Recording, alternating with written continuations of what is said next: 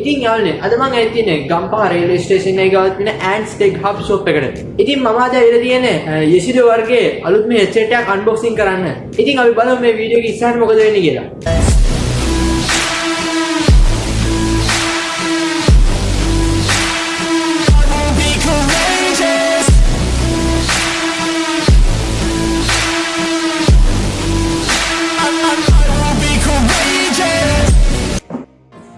ඉතින් අල්නේ අපි ඔක්කොටම කලින් headset එක unbox කරගමු.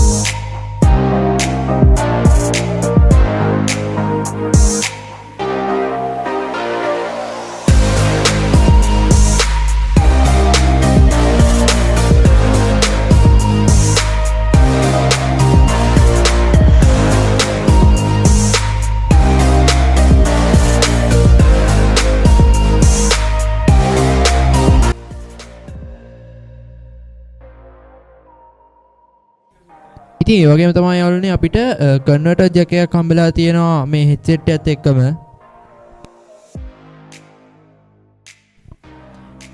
ඉතින් ඒ වගේම තමයි යාළුවනේ අපිට 3.0 ජැක් එකකුයි USB port එකකුයි අපිට හම්බෙලා තියෙනවා ඒක කනෙක්ට් කරන්න.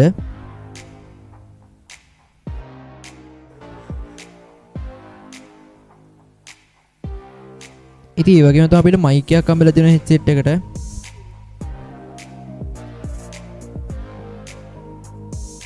ඒ වගේම තමයි අපිට ඕන තරම් මේක රීසයිස් කරගන්න මෙතන අපිට හම්බෙලා තියෙන ඒගොල්ලෝගේ එජස් එක.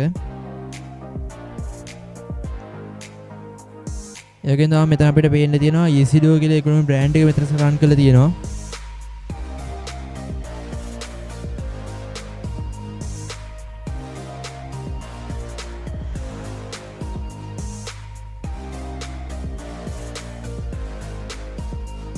ඒ වගේම තමයි අර ඔළුවට පහසු විදියට මේගොල්ලෝ මේ උඩ කෑල්ල ඒගොල්ලෝ ඒක ඩිසයින් කරලා තියෙනවා.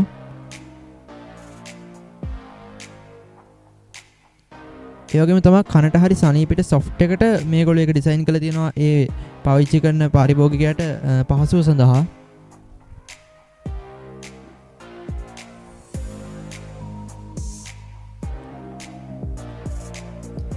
ඒ වගේම තමයි මෙතන ඕගොල්ලන්ට පේන්න තියෙනවා ඒගොල්ලෝගේ සවුන්ඩ් අඩු වැඩි කරන්න පුළුවන් අපිට කන්ට්‍රෝල් එකක් දීලා තියෙනවා.